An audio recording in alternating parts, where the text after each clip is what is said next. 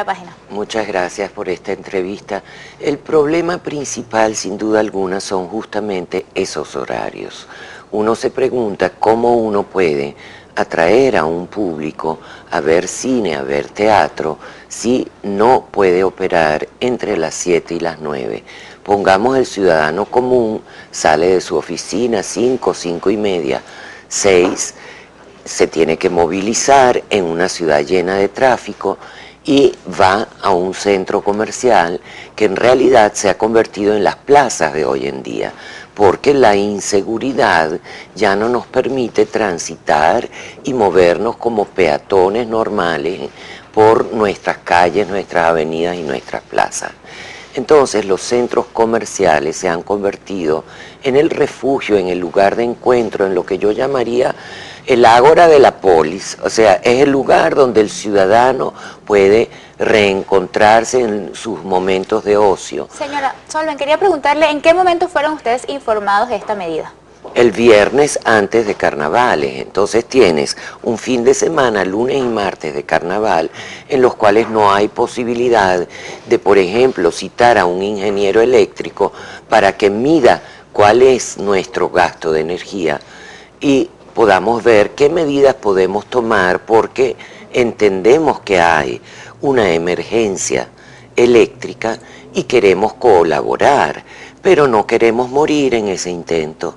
Ese es el problema. Y si pensamos en el número de espectadores que, por ejemplo, van en promedio a un lugar como ese, unos 7.300 a la semana, ¿y qué pasa con esa gente? ¿Dónde, o sea, nos vamos a encerrar cada vez más detrás de rejas, nosotros los ciudadanos, en lugar de aquello que nos amenaza?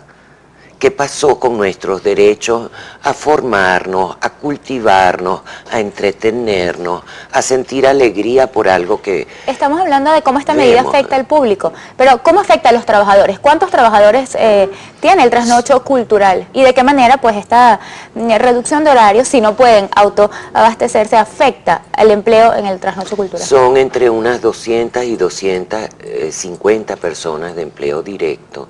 Indirectos son mucho más, pensemos en los restaurantes y de todo lo que debe ser proveído en una tienda de discos, en una librería, en una sala de exposiciones, que además del personal fijo necesita de expertos y de personas muy especializadas que son las que traen su servicio foráneamente. A mí me parece que sí hay que ver en primer lugar el derecho del ciudadano y darle la oportunidad a cada uno de estos centros culturales o de teatro o de cines de arte y ensayo que operan, y de los cines comerciales que operan en centros comerciales, de hacer propuestas de ahorro de energía. Precisamente sobre el impacto de esta medida habló el ministro Luis Mota Domínguez. Vamos a escucharlo. Desafiante reto, Alex. Cuando ellos proponen de 12 a 7 de la noche, ellos son los que están en este caso, entre comillas, perjudicando a los horarios de los cines, porque ellos son los que están diciendo vamos a trabajar hasta las 7 de la noche. Entonces, ahora aparece una nueva corriente, que es la parte de teatro y cine, que dice que le están perjudicando las funciones. Pues si ellos no van a generar o autogenerar entre 7 a 9, además de recibir la sanción que está establecida en la ley, pues los usuarios migrarán a aquellos centros comerciales donde sí los hay. El público no se ve afectado y es que ustedes generen su propia energía. ¿Es posible esto, por lo menos en el trasnocho cultural que es donde usted es directora?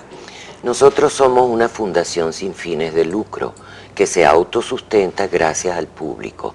Yo le pregunto al ministro, ¿dónde están las divisas preferenciales para comprar esas costosísimas plantas generadoras de energía que él nos propone? ¿Dónde está la fabricación de esas plantas en Venezuela? ¿Qué previsiones ha tomado él como ministro ante esta crisis eléctrica? ¿Por qué no nos informan como ciudadanos que hacemos vida en una ciudad como Caracas? Porque Caracas es el último eslabón. Sí, es a nivel nacional. Los cortes eléctricos llevan años en el interior del país y a nosotros se nos ha salvaguardado porque somos la capital, pues el racionamiento llegó a Caracas.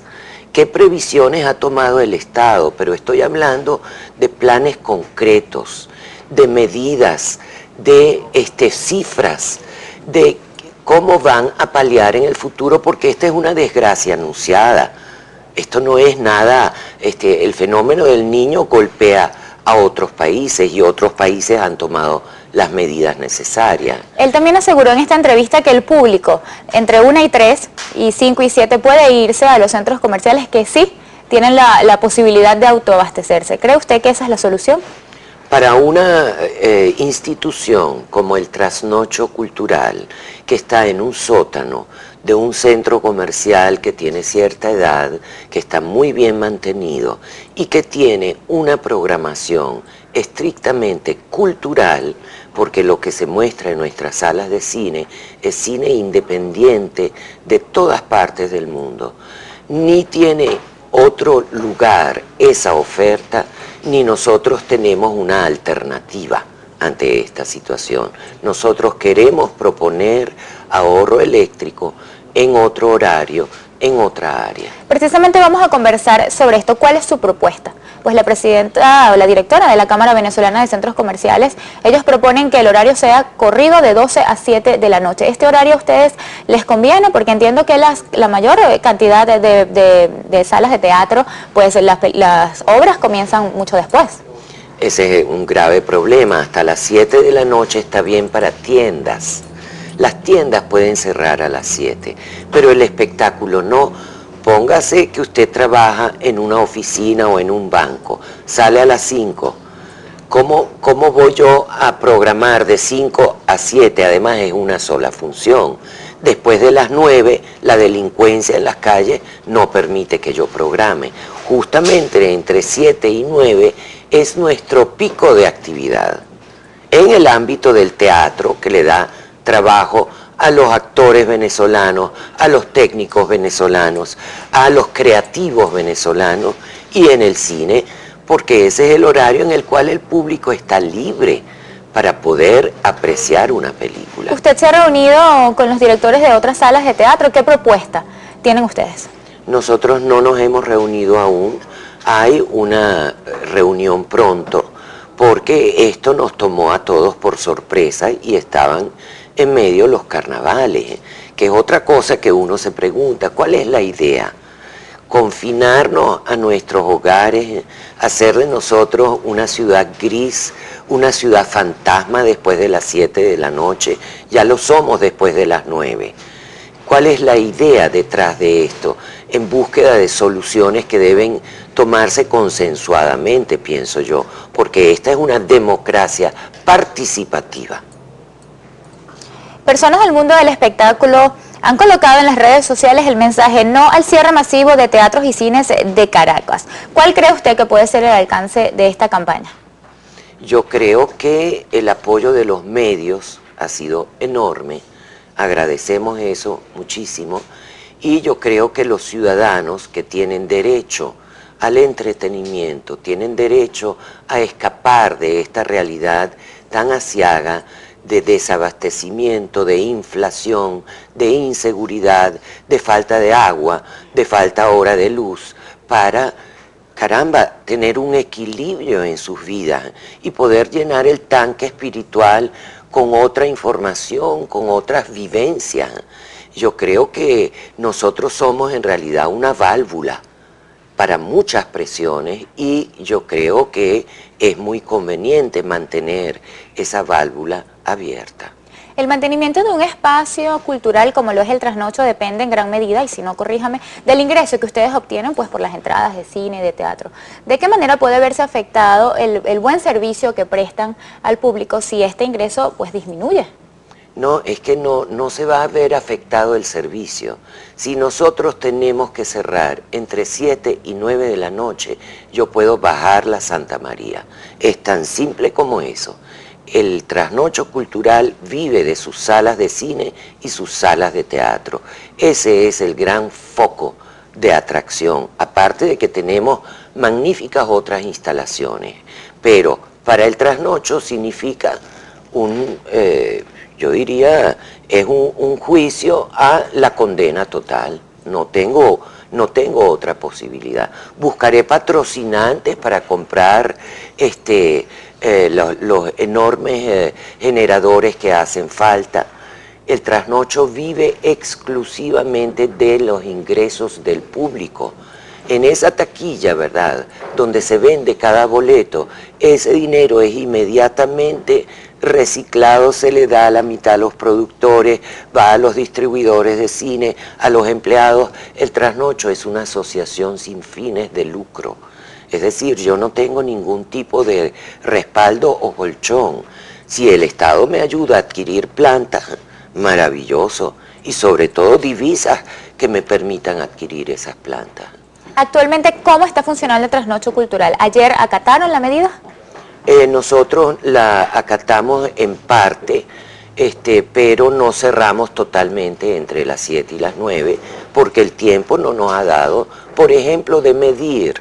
Nosotros estamos por debajo o por encima de 100 kVA, que es el límite que ha trazado el Estado si uno debe o no debe acatar esa medida.